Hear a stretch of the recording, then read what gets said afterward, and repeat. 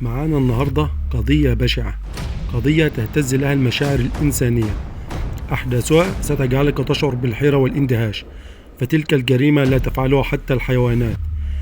قصة حقيقية حدثت في منطقة إمبابة محافظة الجيزة عام 2018. حضرتك أنا متجوزة من 8 سنين بالظبط. جواز مش عن حب، جواز صالونات.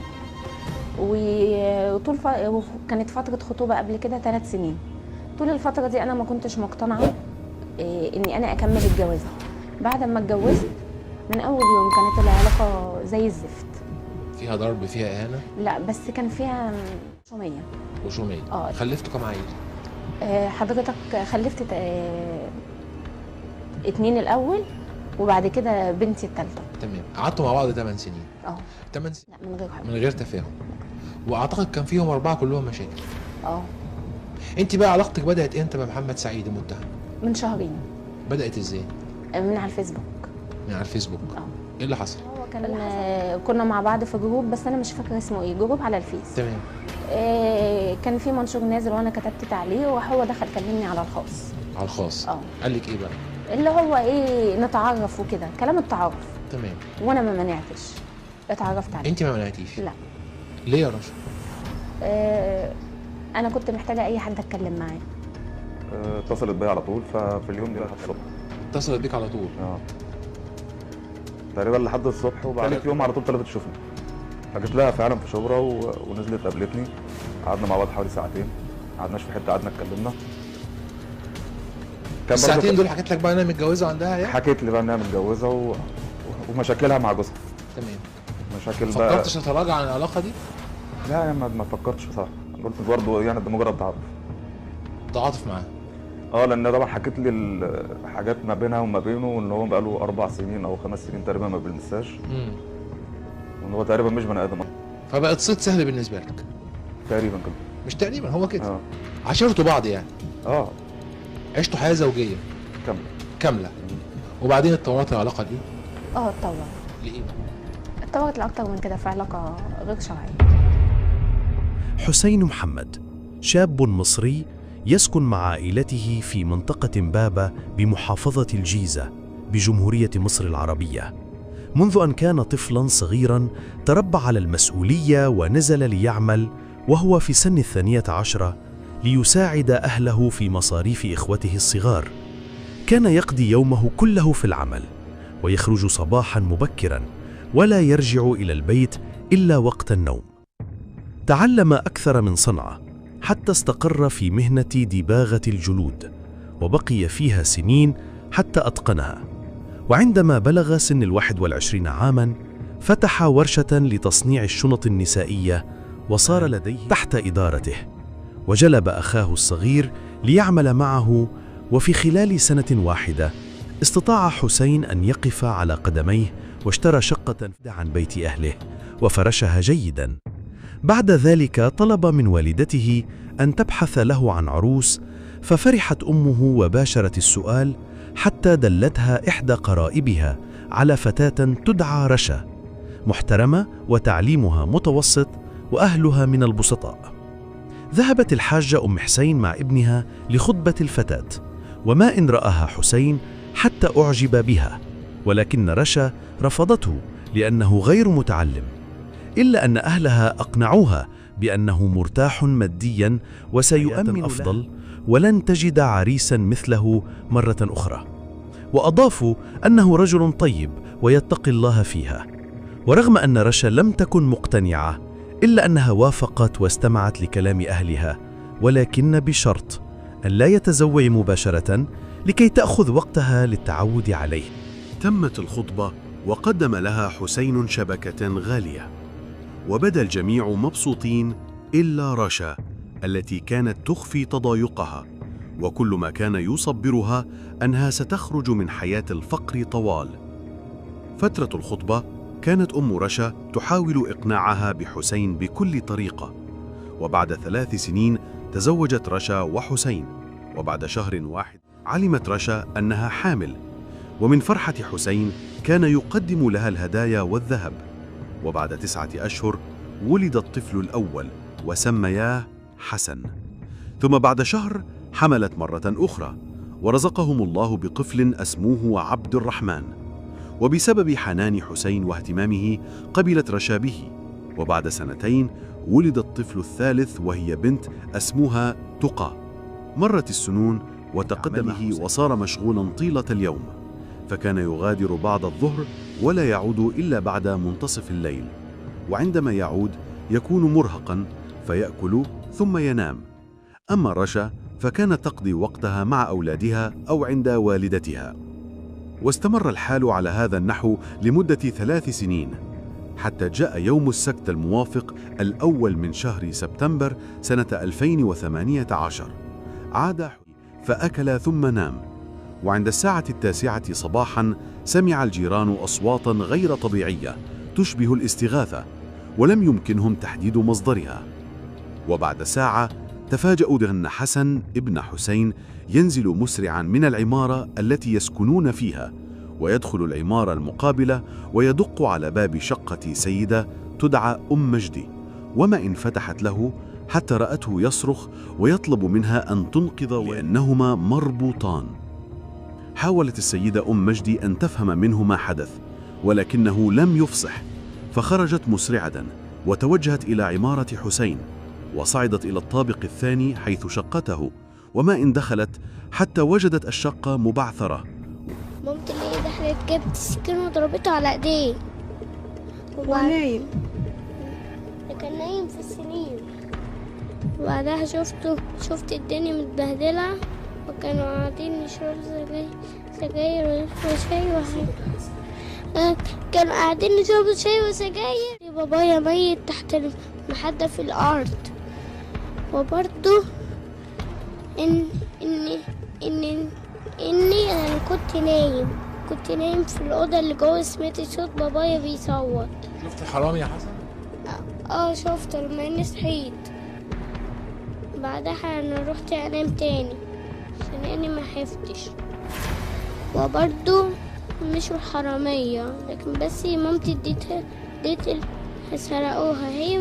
هما ما سرقوهاش، بل هي مامتي اللي اديتهم الفلوس بتاعت بابا.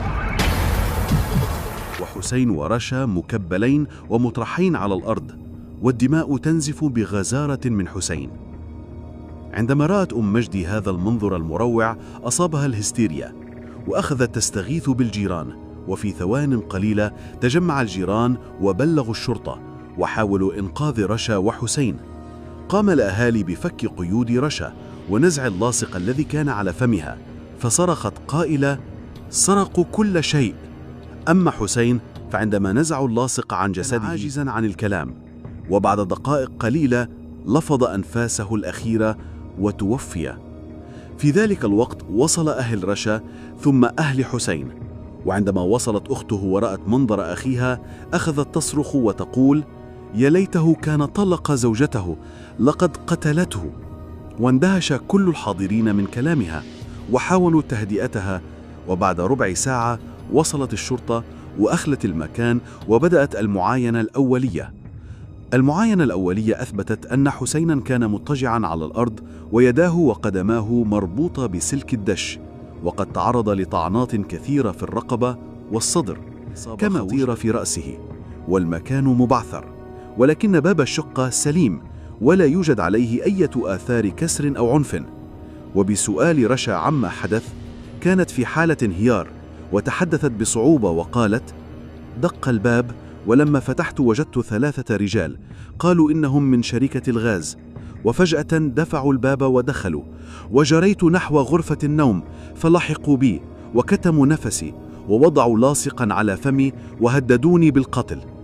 وأضافت أنهم ضربوا حسينا وربطوه، وبعد ذلك وسرقوا المال من الدولاب وخلعوا الذهب من عليها وأخذوا شاشة التلفاز، كما أنهم غيروا ملابسهم بملابس حسين لأن ملابسهم كانت ملطخة بالدماء، ثم خرجوا.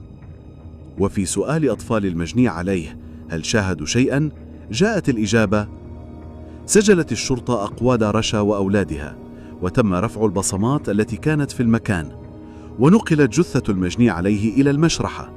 فيما نزل رجال الشرطة إلى الشارع وبدأوا بسؤال الجيران عن سماعهم أو رؤيتهم لأي أحد، فأكد الجميع أنهم لم يسمعوا شيئا سوى قلة من سمعوا صوت استغاثة، لكنه كان مكتوما ولم يستطيعوا تحديد مكانه. وصرح أحد سكان المنطقة بأنه رأى رجلين يخرجان من العمارة ومعهما شاشة تلفاز وحقيبة، ولكنه لم يشك أنهما لصان. أما الأمر الذي لفت أنظار رجال الشرطة فكان كلام أهل حسين بأن زوجته رشا هي من قتلته. وبعد أخذ أقوال الجميع توجهوا إلى قسم الشرطة برفقة رشا وأهل حسين لتسجيل أقوالهم في محضر رسمي، وبدأوا باستجواب رشا لأنها تعد حسب الأقوال حادث، وأصرت على أقوالها، إلا أن أهل حسين صرحوا بأنهم يشكون في رشا، وذكروا أنها في 3 سنوات الأخيرة كانت تثير المشاكل مع زوجها، ونصحوه مرارا بطلاقها لكنه رفض خوفا على أولاده.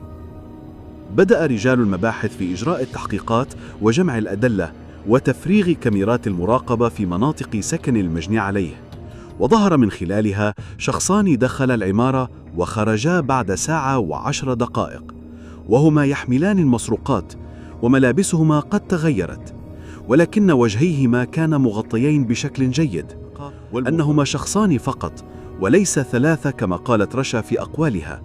وكان هذا أول لغز في القضية. أما اللغز الثاني فجاء من شهود العمارة الذين أكدوا أن بوابة العمارة دائما مغلقة ولكل ساكن مفتاح خاص به، مما يشير إلى أن الدخول كان بمساعدة أحد السكان. واللغز الثالث هو أن كل الجيران أكدوا أنهم لم يسمعوا أي صوت صراخ وقت الجريمة، وهذا يخالف رواية رشا. واللغز الرابع والأخير أن زمن نزول ابن رشا للاستغاثة كان بعد خروج الجناة بنصف ساعة، وهو وقت كبير نسبيا.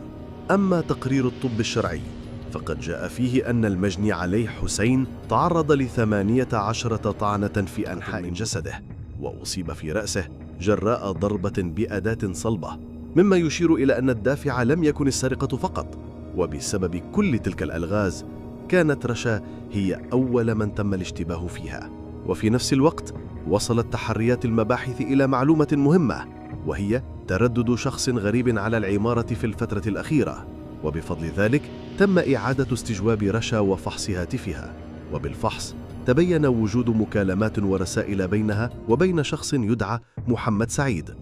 الرسائل تضمنت صورا غير لائقة وكلاما، ومن هنا تحولت رشا من مجني عليها إلى جانية تمت مواجهتها بكل الأدلة الجديدة، ولم يكن أمامها سوى الاعتراف بكل شيء. قالت رشا: عمري ما أحببت حسين، وأمي هي من أجبرتني على الزواج منه، ومنذ يوم الزواج الأول وأنا أعيش في قهر وحزن. رأيته غشيما وشكوت لحماتي فوعدتني أنها ستكلمه، وبعد ذلك تحسن الأمر، ولكني لم أنسى ما حدث.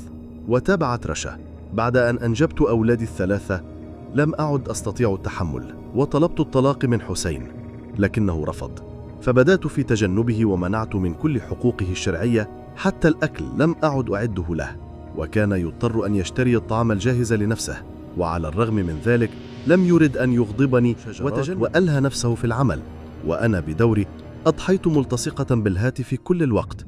واستمر هذا الوضع لمدة 3 سنوات، إلى أن جاء يوم وكانت رشا تتصفح موقع فيسبوك، وقامت بالتعليق على أحد المنشورات في مجموعة تشارك فيها، فجاءها رسالة خاصة من شخص يدعى محمد سعيد، فبدأ بالحديث معها، وما إن رأت رسائله حتى ردت عليه، وعرفت أنه من مدينة طنطا، ويبلغ من العمر 41 عاما، ويمتلك ورشة خراطة.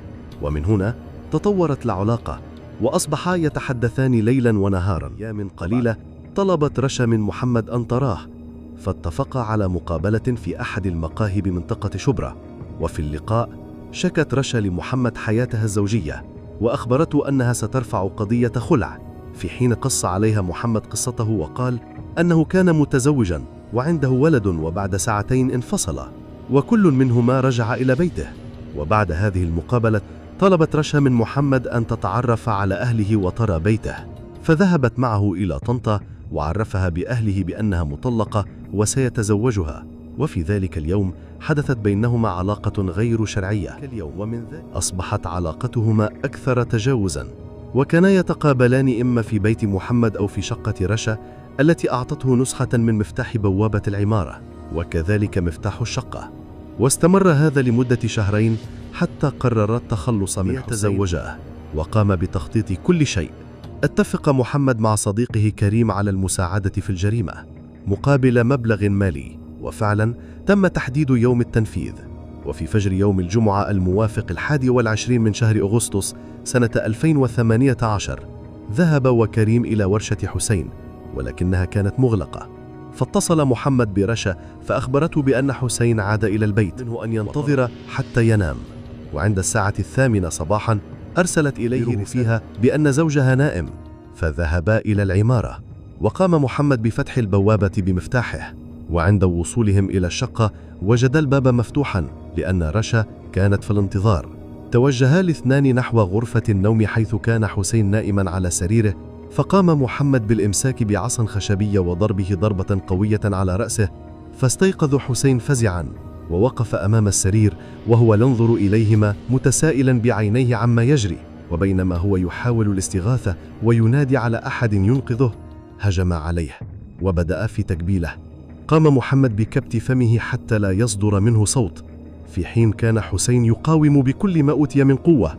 وفي تلك اللحظة أخرج محمد سكينا من جيبه وبدأ يطعنه بها بكل قوة طعنة تلو الأخرى.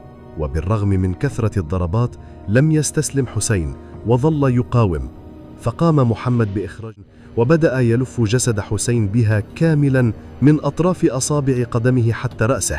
وبعد أن انتهيا من جريمتهما البشعة قامت رشا بتسليمهما النقود التي كانت في الدولاب ومصاغها الذهبي وكذلك شاشة التلفاز ليبدو الأمر كأنه حادث سرقة.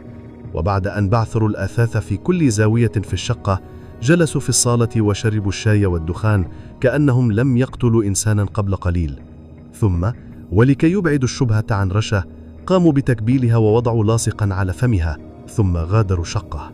وفي تلك اللحظة كان حسن ابن رشا قد استيقظ من نومه وشاهد كل شيء، فخافت رشا أن يكشف الأمر فقامت بتهديده ولقنته ما يقوله للجيران والشرطة، وأوصته أن يتمثل الدهشة والخوف. وبعد أن تأكدت من أنه حفظ القصة جيدا أرسلته ليطلب النجدة من الجيران. قرر المحققون إعادة استجواب الطفل حسن، وفي هذه المرة قال الحقيقة الكاملة. قال: خفت من أمي فلم أقل الحقيقة في المرة الأولى. وهنا سقط فتار الجريمة وتبين كل شيء، وتم القبض على محمد وكريم، ووجهت التهم لرشا بالتخطيط والتحريض والمشاركة في القتل. وبذلك كانت النهاية مأساوية لحسين الزوج الذي عاش في صمت ومحبة ومات غدرا على يد زوجته التي لم تحب